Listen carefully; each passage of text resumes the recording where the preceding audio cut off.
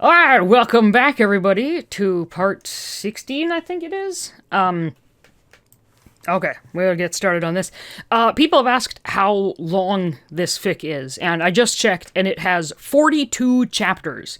So we're actually, like, almost 3/4 of the way there. So, we might actually make it through it.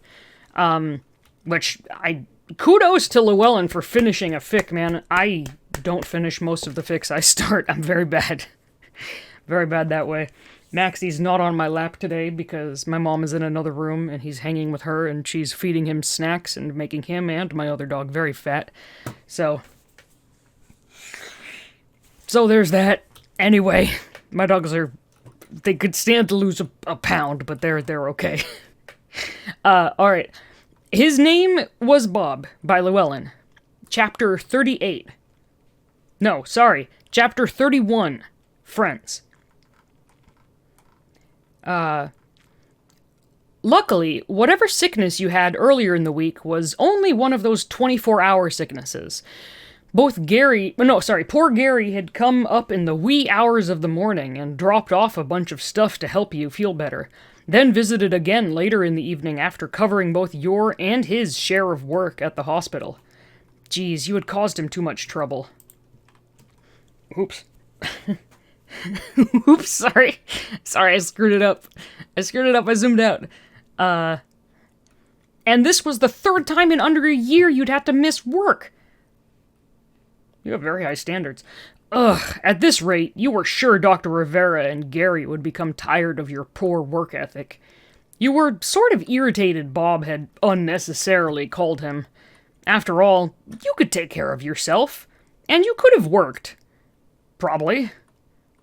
Anyway, when you felt better, you were gearing up to have a little discussion with Bob about making decisions for you, until you noticed how down he was. And his mood didn't improve as the week went on. He tried to hide it, but it was noticeable. Very noticeable. Even though he was being pleasant, it was like he was being too pleasant, smiling a little too forcefully. You'd tried to get him to talk to you, but he refused to even acknowledge anything was wrong, even though things were clearly wrong. Hell, he even started sleeping on the couch again most nights. When he did sleep, he mostly stayed up, writing in his blog, all night. The glow of the monitor and tiny taps of the keyboard went on until the wee hours of the morning. He never let you read what he was writing, and asked you not to look it up on your own. You could relate to not wanting those close to you to read your writings. That's like my sister, she doesn't want me to read her fanfics. Anyway, the whole situation was frustrating. What had you done to upset him so much this time? For the life of you, you couldn't think of anything. It sucked. The whole thing sucked. You kept hoping that whatever had put him in this kind of funk, it would blow over. Because right now, even though he was always with you, it seemed like he wasn't. Not really. You missed him. Sigh, it would blow over, like it always did. Right? Well, at least the week was over, and there was time for another volunteer Saturday. It was time for another volunteer Saturday at the animal shelter. Bob, Indy, and Canary seemed to be getting along amicably enough, though they seemed rather tense. Well, at least you didn't see them outright fighting, or setting anything on fire. So far, so good. Ace was in a good mood, which was cheering you up a bit. What was Ace's voice? Oh, dude, so you're... What was Ace's voice? Make Ace a new voice. Oh, God. Okay, I've made the decision that... Screw what he was before. From now on, Ace is Mickey Mouse. Oh, dude! So, you're seriously interested in the farmer's market? We should totally go! He was grinning and scrubbing the kennel excitedly as he spoke. Maybe tomorrow! Oh, wait. No. Crap. I've got that family Thanksgiving thing I've gotta make a bunch of food for, and then I promised my bro I'd go to his concert. Aw, man. Maybe next Saturday, if you're not busy. My family's pretty extensive, and they always throw these big potlucks during every holiday. Cousins, aunts, uncles, everyone shows up. I can't wait. I'll bet you've got some fun Thanksgiving Thanksgiving stuff you're doing too. I'm sure your vet hospital's closed too, yeah? You struggled not to laugh at the voice that Dale chose to give Ace, at the many facial expressions Ace made throughout that monologue. Yep, closed on Thanksgiving, but we're open Friday. No major plans, just Bob and I. You aren't hanging with your fam? His face wrinkled with concern. Wait! Oh man, did I hit a sore spot? I'm sorry if I was insensitive. No, nothing like that. My dad, we don't really get along. Mom died when I was little, and that's the extent of my family. No, don't worry about it. Seriously, it's fine. Oh man, I'm sorry. I didn't know. Shit, and here I was going on and on about my family. Wait, I've got a great idea. Why don't you come with me to my family shindig? What? That's nice of you, but I don't want to intrude. Shit, that invite came out of nowhere. You hardly knew this guy. Time to find a way out of it. No way, dude! You wouldn't be intruding! My cousins are always bringing friends with them. Come on, it'll be fun. I'm sure Indy and Canary would like to have another Bitty around, too. Ah, crap. You couldn't think of a good excuse, and he was looking at you so hopefully. Damn it. Okay, you said, and Ace actually cheered. Awesome! Here, let's exchange phone numbers, and I can text you the directions and stuff. And then you all were exchanging numbers. Geez, you didn't really know this guy. And here you'd just accepted a pity invite to his family's Thanksgiving. God, what would his family think? This was a bad idea, but it was too late now.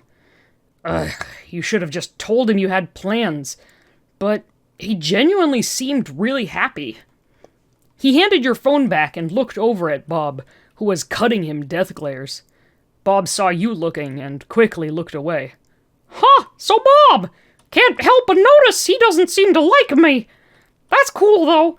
I seem to have that effect on biddies. Seriously doubt Canary and Indy much care for me either. He shrugged, forcing a crooked smile. What? No, I'm sure that's not true. Bob, he can be weird sometimes. And I'm sure Canary and Indy like you. Biddies can be weird. Bob seemed to hate me at first.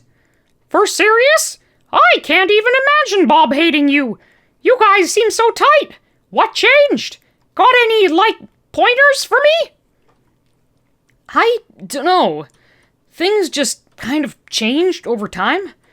I wasn't exactly completely nice to him when we first met. It took us a while, I guess, to understand each other. You looked over to where the biddies' conversation seemed to have taken some kind of turn for the worst. Bob's fists were clenched at his side, and he shook as he was whispering angrily about something, while Canary laughed and Indy was signing something back. Great. Should you intercede? Just let them work it out on their own? Yeah, so I guess I just need to give Indy and Canary some time and space, huh? Ace continued scrubbing the kennel, oblivious to the argument taking place behind him. That's what I've been trying to do. Well, as much as possible. Can't exactly leave them alone, seeing as how they're always up to something. Ha! Ha! I guess we're getting along better now than we were. When I first brought them home, they wouldn't even talk to me. I think they were afraid of me or something. Definitely didn't like the idea of riding around in a backpack while we biked around. Though that couldn't really be helped, considering I had to sell the car. I kind of miss my car. Deciding this accent is getting... This voice is getting way away from me. Slipping and sliding. I'm trying not to straight up do my first outtake voice. Okay. Deciding to let the biddies work out their own issues, you turned your attention back to Ace.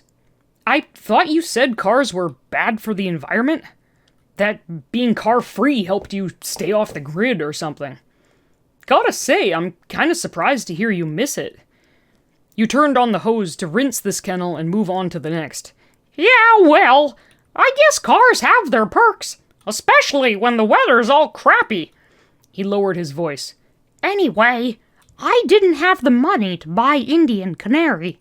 Had to sell some stuff, including my car, to have enough for them. Luckily, I got a discount, but still.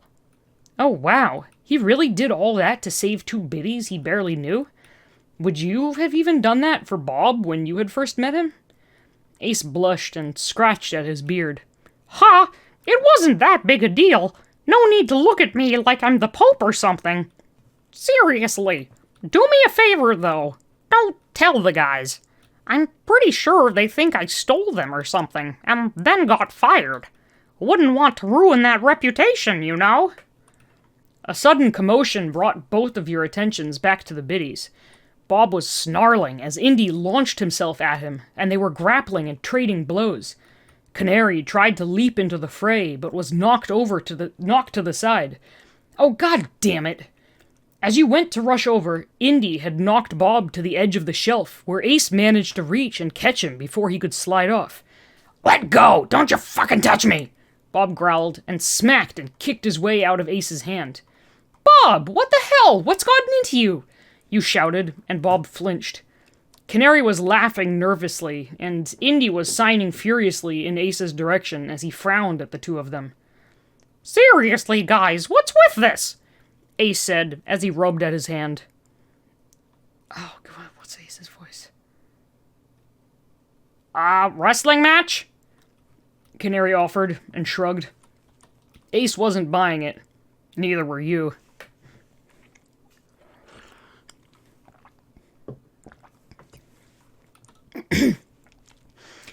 Well, the drive back home was fun. Bob refused to tell you why the hell he was fighting with Indy, and was just generally being a little shit. Seriously, he was kind of pissing you off. I said drop it, he said, as you both entered the apartment. No, we're having this conversation. You scooped him up and set him at the table as you pulled up a chair. He grumbled and folded his arms. You've been acting really, moody lately, and I want to know why. I said I'm fine, never better, he barked. Sorry my mood ruined your fun with your friend. He practically spat the last word. Whoa, okay, time out. What's all this? Where's this all coming from? Forget it. He went to walk away, but you stopped him by making a wall in front of him with your hands.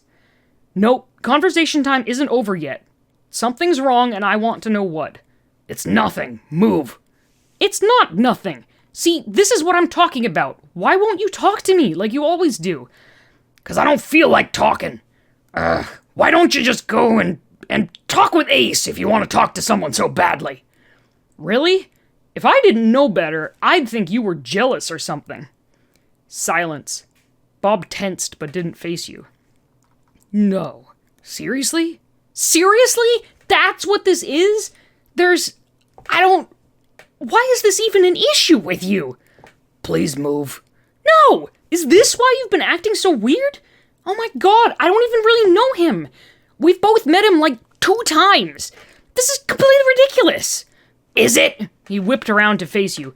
You've been awfully friendly with a guy you barely know, giving him your number, agreeing to hang out with his family, and here I was under the impression you didn't warm up to others so easily. I just don't know why you seem to trust him so quickly. It took you forever to even really open up to me. Oh, so I'm only allowed to be friends with you? Is that it? He's been nothing but nice to the both of us. Plus, whether you realize it or not, I think you and the biddies with him have a lot in common. I really don't get why you've got to be like this. Heh. You know what? I don't care. I don't even care. See if I care if you just go couple up with him. I hope you both are very happy. He whipped away from you, shaking and clenching his fists. Move! Oh my god, you just assume that? Can't two people just be friends? Heaven forbid I get to make more friends! No, one jealous, possessive little shit is all I need in my life. Ugh, I don't want to be with anyone! Seriously? Oh, now you were angry. You sat there waiting, just waiting for his comeback. How dare he? This had gone on long enough, starting with his attitude toward Dr. Rivera, and now Ace. Where did he get off acting like this? It was completely unacceptable. You sat there, trembling in your anger, starting to take deep breaths to hold back your anger. God, you really didn't want to say anything you'd regret. But seriously! I'm sorry, he said, almost a whisper. You're right. About me. I really am that. I'm sorry. Okay, this you weren't expecting. He gently pushed past your hands, pulling his hoodie up over his head and hopping down from the table to go shuffle to the other room. You watched him leave in stunned silence. Great, now you felt kind of bad. But really, you didn't understand why he was being like this. You didn't do wrong by pointing out that he was being a jerk, right? Ugh, but you still felt bad. You groaned and rubbed your hands over your face. You decided to give Bob some space. You could use some space to calm down right now, too. Whoo! They fight, boy, they fight! Chapter 32, Dog. Bob's voice hurts my throat. It hurts my throat a lot. Bob's voice is really rough, but it's all that I got. It's all that I got. Alright. Okay. Okay, this is a blog post. Products aimed at biddies can be hard to come by. I was lucky enough to review the Bitboard. Get it? Heh heh. A keyboard specifically made for biddies. I gotta admit, it's pretty impressive. The keys have this rubber coating that keeps my fingers from sliding off the keys as I type, and the keyboard itself is very responsive. It's easy to set up, too. Just plugs into the standard USB port, and it's ready to go. For a more in-depth review, click here. To get your bony little hands on one, click here. Signed, Bite My Biddy Sacrum, year 11-something-20. Thursday morning came on too quickly. Not that you were nervous about going to a new friend's house and meeting his extensive family. Nope, not at all. You clutched at the tray of pumpkin cookies you had made the night before as you approached Ace's parents' home. The house was not what you expected at all. Definitely bigger than you thought it would be. By about 2 stories. Geez, Ace didn't warn you his parents practically lived in a mansion. Maybe you weren't so far off from your first thoughts of him about being rich? No, sorry, of him... about being rich? Yes. Huh? Okay. Ha! Ha! Well, his parents seemed to be anyway. Bob squeezed your shoulder and offered you a small smile. Thankfully, earlier that week you all had, for the most part, made up. Sort of. He was still keeping his distance, and you had stopped questioning him about it. Truthfully, it was kind of easier this way. Safer. Less confusing. Even if it did leave a sort of ache in your chest. Anyway, you couldn't stand gawking at the house forever. Mustering up some courage, you balanced the cookie tray in one hand and rang the doorbell. You half expected a butler to answer the door, all dressed in a tux, eyebrow quirked and frowning down at you like you were some peasant. Thankfully, that didn't happen. Instead, you were greeted by an overly enthusiastic Ace. Awesome! You all made it! Oh, cookies! He grabbed the tray from you and held the door open with one leg. Come on back! I'll introduce you to everyone! Well, everyone who's here, anyway! He was all grins as he led you out to their equally massive backyard. Ace wasn't kidding when he said he had a big family. Everyone was milling about, either sitting in the shade, sipping drinks, or participating in one of the many various yard games taking place. A younger couple was playing fetch with what looked like a lab mix puppy. There was no way you were going to remember the names of the 20 or so aunts, uncles, cousins, and friends he introduced you to. And more family kept showing up. Bob really was doing his best to be pleasant to Ace, if the plastered, forced grin was any indication. Ace's family, for the most part, ignored Bob, as if he were an accessory or something. It kind of bothered you, but Bob didn't seem to mind the lack of attention. One of Ace's cousins? Nudged him, and nodded towards a cooler where Canary was standing on a rock and boosting Indy up to open the lid and deposit whatever package he was holding in his arm. "Hey, guys, no!" Ace called as he ran over to stop whatever it was they were trying to do. The guy chuckled as he watched Ace. "Those little new pets of his have been nothing but trouble since he got them. Was thinking about getting a bitty once, but not after this."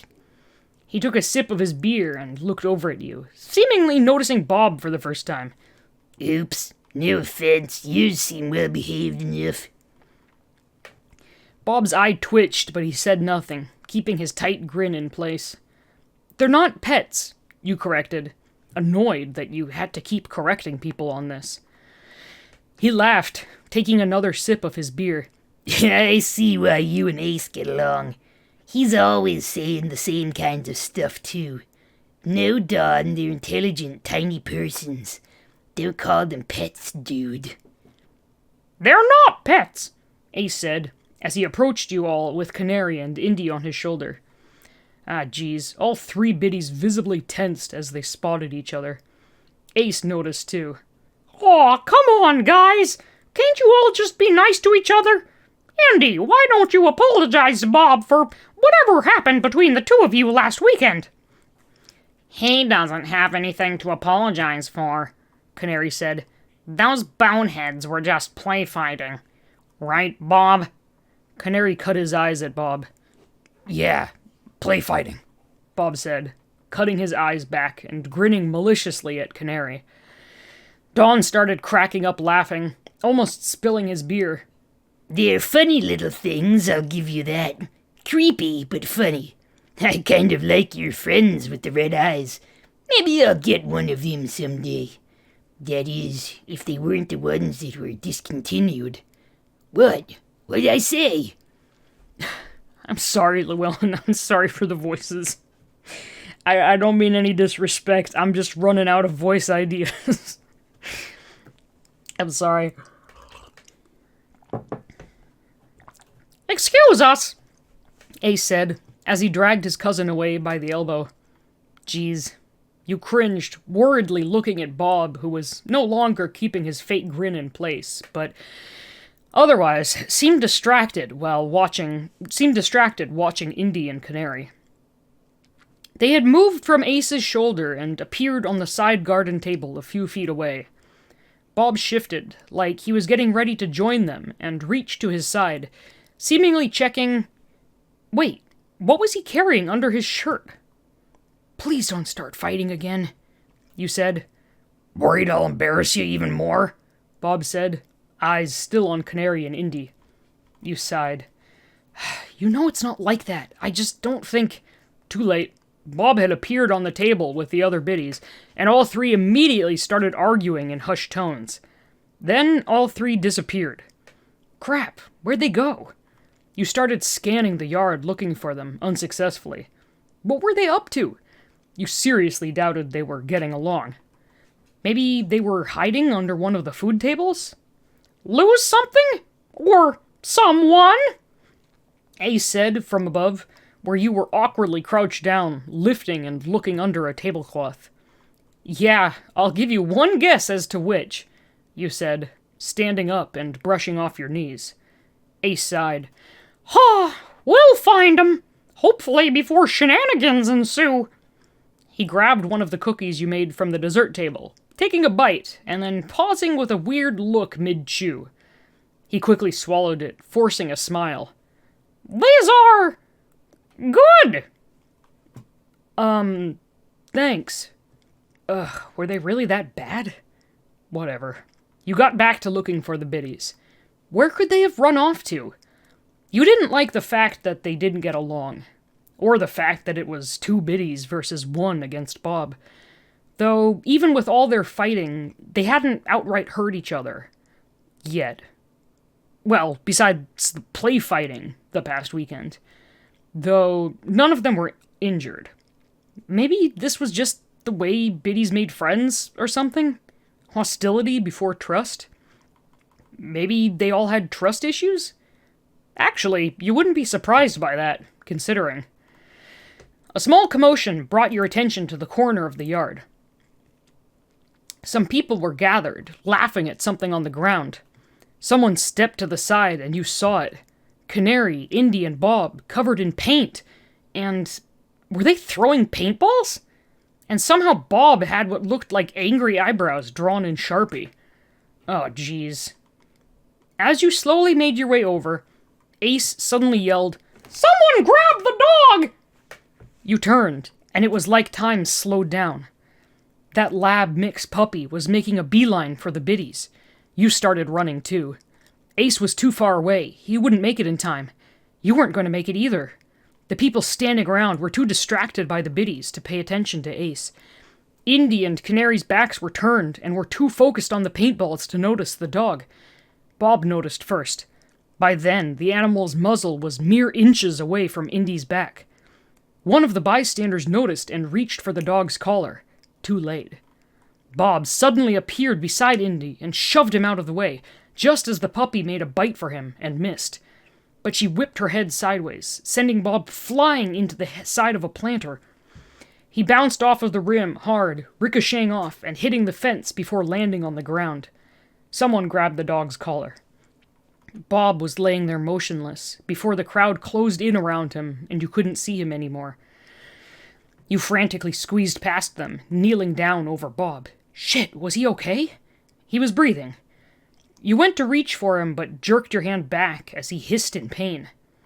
Bob was gritting his teeth, holding the side of his ribs with one hand while he was pushing himself up to a sitting position with the other. "You okay?" you asked. He nodded, seemingly trying to catch his breath. "Anything I can do?" I'm fine. Just give me a minute," he gasped, grimacing. People were murmuring. You ignored them. "I'm sorry," a young woman called, as she went to collect her dog. I didn't know those little things were loose over there. Are they okay?" You sat with Bob while Ace was quietly talking with Indy and Canary. They seemed shaken, but okay. After a little bit, Bob nodded up at you and you gently helped him up to your shoulder. Canary and Indy just watched Bob curiously, saying nothing. The couple with the dog were apologizing again, but it wasn't really their fault. Some of the family seemed amused by the whole thing, until Ace's glare silenced them. You decided to call it a day, and quietly left the party. Bob was wincing as you helped him onto the dashboard. He caught his reflection in the windshield, and grumbled a "son of a" before scrubbing at his forehead. The eyebrows weren't coming off. How did that even happen in the first place? He went to lean over to grab a napkin out of the glove box and hissed, grabbing his side again. "I think you need to let me take a look at that," you said. Didn't look like there was any glowy dust leaking around his shirt, so hopefully he wasn't too bad off. "I told you, I'm fine," he grunted. "I can tell." "Fuck off." You sighed. You know, you have quite the talent for getting yourself into unfortunate situations. Bob just grunted. Okay, you could give him some space for the ride home. Alright, passage of time. Bob, come on, let me see. "You don't need to see. I can take care of myself." He batted your hands away again, grimacing as he backed away from you on the kitchen table. Why are you being so difficult? "Why do you want to see under my shirt so badly? Heh, trying to catch an eyeful of tiny naked skeleton or something?" He smirked. You looked at him, raising an eyebrow. "And what if I am?" He blinked up at you, a blush forming. Clearly not expecting that response. Psh, yeah, right. Like you'd ever want to see or anything anyway. You're always just treating me like a child. Oh, really? Like a child, huh? And unlike a certain skeleton who took care of me all day when I was sick, and even called into work for me? That's different. How so? You took care of me while I was sick. Now you're hurt, and I want to help take care of you. That's how this works. Now quit being difficult and let me catch an eyeful of those tiny naked skeleton ribs. No! Ow! Damn it! Careful! He winced and pushed your hands away, where apparently you had accidentally poked him in your attempt to reach for him. Jeez. Sorry. Come on, Tiny. I can take care of myself. Why are you so reluctant to let me help you? You let me change the bandage on your leg just a few months ago. Why is this any different? What's changed? You may or may not have had an edge of hurt to your tone. Nothing's changed. It's just, I just... He was rubbing the back of his skull. He took a breath and let it out. I know you humans. Skeletons are kinda gross. The stuff of horror films. I guess I would rather not, you know. You think I'd be, repulsed by you or something? No answer. Just more grimacing and looking away from you. Really? I've seen you before. The first day I met you, in fact. I wasn't repulsed then. Why would you even think that? Alright, let's just drop this. I'm gonna go tape up my ribs and then we can watch TV or something. No. Unacceptable. You put your face down to his level, putting a finger under his chin to tilt his head so he'd look at you. Bob, I could never feel repulsed by you. You're beautiful. There was that blush again. And you're a good guy. What you did earlier with saving Indy? Though stupid, and I hope you wouldn't ever do something like that again. It was pretty badass. And darker blushing. Okay, stop. Jeez. You grinned. And I didn't even mention your fine eyebrows. At that, he looked confused until realization dawned on his reddened face. He reached up with a balled fist, scrubbing at his forehead with a grumbled, "God damn it." You couldn't help it. You started laughing. He sighed, chuckling and giving you that unreadable look of his. At least let me help you with your eyebrow problem. I've got some tricks for removing ink. And paint. He relented, nodding and letting you carefully pick him up. No, you definitely weren't disgusted by him. By this brave and beautiful Bitty. What you felt... Disgusted wasn't it. Not at all. Not even close. A knock on the door surprised you both. Was Ace coming to check on Bob? You carefully set Bob down on the couch, going to look through the peephole. Someone was standing out there with a clipboard, wearing some kind of work uniform. A solicitor? You squinted, making out the letters and logo, and your blood ran cold.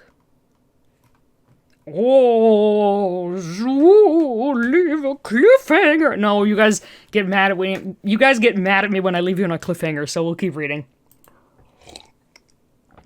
You're welcome. My throat hurts. From Bob's voice. Chapter 33. Break. I think... Okay. This is... Indy's blog. This is from Indy's blog. So, I guess I should finish telling the story about the edgy bitty who saved my life last Thanksgiving. It's been months since I updated this thing. But you decided to stick around anyway, huh? Curious how this all ends? You may not like what you see. Still reading, huh? Heh, you were warned. Guess the best place to start is where we last left off.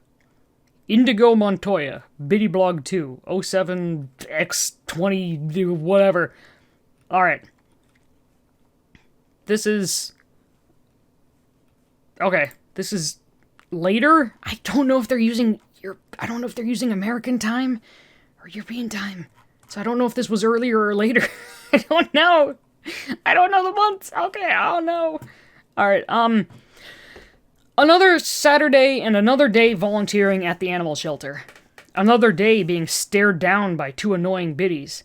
But this time, instead of malice, the two looked confusing and kind of sheepish. This is Bob's point of view. Sorry, I need to mention that. Bob's point of view. They also seemed to be trying to find a way to talk to him. Probably had to do with the whole he saved Indigo's life thing. How annoying. That was days ago. Well, 2 days ago. But who cares? He'd hoped they'd forget about the whole thing. Apparently not. Bob preferred the glares and plotting. He had other things on his mind. Ever since the whole Thanksgiving incident and whoever had been at the door, Tiny had been acting troubled. Pretending to be cheerful, but refusing to talk about anything, much less what was bothering him. They'd spent all Thursday marathoning some anime. Then Tiny'd gone to work on Friday, coming home and going straight to bed after a dinner spent again in front of the TV with barely any communication whatsoever. And here Bob thought they'd been getting better at communication. He still wasn't sure who'd been at the door. He thought at first it was Tiny's dad. Would have made sense, considering the whole refusal to even really acknowledge that anyone had even been there. A solicitor. Yeah, right. Every time Bob tried to ask about who it really was, Tiny changed the subject. There had been a note left on the door, too, which Tiny had crumbled and pocketed before Bob could even look at it. And then the calls had started. The first time it happened Thursday night. Tiny had answered and then hung up abruptly. Then one Friday morning, and at least 2 or 3 Friday evenings. Tiny refused to answer, looking worried as the calls came, and then pretended it wasn't happening. Bob was pretty sure Tiny would have told him if it was their dad calling and harassing him, but it was definitely something else. But who? Possibly bill collectors or something? If that was the case, Bob could help a little. That company he did the keyboard review for, they'd actually paid him since he generated a fair amount of traffic to their website. And now, other companies with Bitty-related products also wanted to advertise on his page. He may or may not have opened up an account in Tiny's name, considering he couldn't open an account as a Bitty, being a non-human thing and all. He was planning on surprising Tiny for Christmas, but if things were really bad with bills, he would give it to him earlier. Anyway, he'd have to worry about that later. Tiny was over cleaning kennels with Ace, not talking much. Well, Ace was doing a fair amount of talking. Tiny barely seemed to be listening, concentrating and frowning at whatever grossness was being scrubbed from a kennel wall. Bob should be happy about the whole lack of communication between his human and Ace, right? He wasn't. Canary cleared his non-existent throat. So, buddy, are you, okay? Never better, Bob grumbled, as he absently rubbed his side. The crack in his rib really wasn't that bad. In fact, it was healing rather quickly. Seemed he was healing more quickly in general these days. That's good. Canary glanced over at his brother, who was signing something, but Bob didn't care what. This was too awkward and annoying. He didn't want to talk to them. He didn't want to make friends with them. Ugh! He jumped over to the top of a kennel to get away, so he could keep an eye on Tiny. And the other biddies followed him. Great. Bob growled in frustration. Listen, what happened was an accident, all right? I accidentally pushed you away from that damn dog. By mistake. So don't you go all getting nice with me just because of an accident. It's weird and annoying. Canary raised an eyebrow and seemed to cough to stifle a laugh. Sure. Sure, buddy. Whatever you say, pal. And yeah, we did want to thank you. But also, you seem more vexed than usual. None of your business, Bob snapped, and tried to hop away, just to come face to face with the two of them again. Damn it. I don't buy it. You saved my life. I owe ya. Tell us what's wrong. Indy is sand, so I'm doing my best Patrick Star voice. Maybe it's the way you're dressed. You really want to pay me back? Then leave me alone. Bob jumped over and landed on Tiny's shoulder, earning him a brief startle before his human went back to what they were doing. Geez, it looked like Tiny hadn't been sleeping at all the past 2 nights. He wished his human would talk to him, tell him what was going on with him. Alright. Oh, my throat hurts. Okay, this is definitely the last chapter because my throat hurts. You went through the motions of cleaning kennels, though you felt like a zombie. Your lack of sleep the last few nights wasn't helping your cause. Mentally, you weren't there at all. At least being numb beat the feeling of helplessness and fear that had been your norm as of late. You tried to nod and at appropriate intervals as Ace talked to you, but you weren't really listening. You vaguely felt bad, but you had more pressing things on your mind. A few nights ago, an unexpected visitor had showed up at your apartment, and in a panic, you had grabbed Bob and hid from them, like a scared kid, in your own apartment. You'd be angry at yourself if you didn't feel so sick over the whole thing. Bob had assumed the person at the door was your dad. It definitely wasn't your dad. Your dad you could deal with. The person with the logo on their uniform on the other side of the door? Not so much. Utagen. Anyone who forgot, Utagen is the company that makes the biddies. At first, and they're the ones who were doing the recall and killing all of the Underfell Sands biddies like Bob. At first, you had been able to calm yourself down, thinking that they were just there by coincidence. Soliciting or something. Maybe conducting some kind of survey? Maybe they wouldn't come back? But things are never that easy. They had left a note on the door. The note was amicable enough, even if its contents filled you with dread. It requested the immediate return of stolen property. That property being the edgy biddy in your possession. Bob. Of course you didn't tell Bob any of this. Of course you threw away the note somewhere he couldn't find it. How could you tell him any of this? Your brain could barely process this as it was. You couldn't accept this. No way would you give him to them. No way. But what were you supposed to do? How could you make them go away? How could you fix this problem? How did they even own him, anyway? Hadn't Bob mentioned he was in a store at one point? What exactly had happened to him after he left the store? You and Bob spent the whole night marathoning some anime you don't even remember the name of. He seemed to enjoy it, even if he didn't seem to completely buy that you weren't worried about who had been at the door earlier. That it was some solicitor. You spent the night trying to sort out what you were going to do. Foolishly, you thought maybe if you just didn't reply, Utagen would forget about you. What was one biddy to them anyway? But then the phone calls started. You tried to ignore those too. They left messages. The messages were becoming less amicable. They wanted their property returned to them immediately at their local headquarters. How had they even found you? Yesterday, you decided to be an adult about this. They were just some corporation that viewed Bob like property. You could just pay for him, right? That should fix things. On your lunch break, you dialed the number they had left you. You offered to pay for Bob in installments. They wouldn't even consider it. They wanted him back. Period. End of discussion. They wouldn't give you a reason why. So, what do you think? Ace was looking at you expectantly. Crap. You hadn't been listening at all. I agree? Ace stared at you blankly. Yo, you haven't heard a word I've said, have you? He started laughing. Ha-ha! Ha-ha! I asked if you still wanted to go to the farmer's market tomorrow. Oh, man, you really didn't. You needed time to think, figure out what you were going to do about Utagen. Of course you wouldn't give Bob back. But they could make you, couldn't they? After all, by law, he was their property. What if they brought you to court? They could take him by force.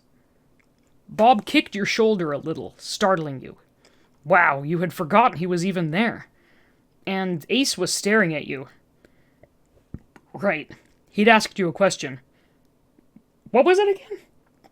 Farmer's market. Right. You okay? Ace asked, now looking a little concerned. Yeah, I'm fine. Just sleepy. Maybe I'm coming down with something. Again. I'd better take a rain check on that farmer's market trip. Maybe next time. Ace looked disappointed, but nodded. Oh, golly, shucks. You both finished cleaning the kennels in silence. Sorry, that wasn't part of the actual... Sorry, that was Creative Liberty. He didn't actually say that. You both finished cleaning the kennels in silence. He didn't press you to talk about what was bothering you. You were thankful for that. He really was a good guy. The rest of the day was spent marathoning the current anime you all were watching. Again, you weren't really watching it. Eutygen had tried to call while you were getting lunch ready. You didn't answer. Bob didn't ask about it. You deleted the message they had left without listening to it. Again, Bob watched you, but didn't ask about it. Bob had been quiet since Thursday. He was always quiet when something was upsetting him. You knew that something was you. But you couldn't tell him. How could you? What would you say? Why did Eutygen want him back so badly? It didn't matter. They weren't going to have him. No way. But what could you do? They could force you to give him up. Unless they couldn't find you. I was thinking, you said, as you fiddled with the remote, we ought to take a vacation. Maybe get out and see something besides this boring city. Vacation? Bob seemed genuinely interested. Where to? I was thinking somewhere out of state. Somewhere warm. California, maybe? I hear they are way more biddy-friendly out there. Just the two of us. What do you think? California would be a biddy-friendly state. I live in California and we love... Yeah. As dog-friendly as we are here, I'm sure we would be very biddy-friendly. Bob looked a little skeptical. Really? But what about work? I have lots of vacation days saved up. They would be fine without me. In fact, we ought to do this sooner rather than later, since we're getting into the slow season. I'll talk with Dr. Rivera and Gary tomorrow. He still looked unsure. Listen, I need this. I think it would be good for us to get away for a while. Just the two of us. What do you say? Okay, if you really want to. Yeah, let's do this. He offered his own forced smile in return. Good, this could work. You and he could get out of town. Maybe forever. Maybe not the most adult of decisions, running away like a kid. But what choice did you have? This was for Bob. His life was at stake. You and he would just disappear and start a new life. Which meant no more Country Hills Vet Hospital. No more Dr. Rivera and Gary, the only other family you'd ever had. All right, I'm going to take a shower, you said, as your voice cracked. Shit, hasty exit time. Showers were good for hiding tears.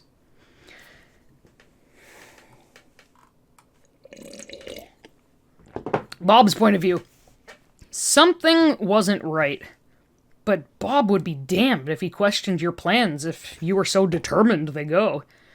If this is what you needed, he would go along with it, without question. As you showered, Bob searched for budget-friendly places to stay. Who knows? Maybe this was just what you needed. Maybe you all would have fun. Maybe you'd talk to him once you all were away somewhere nice.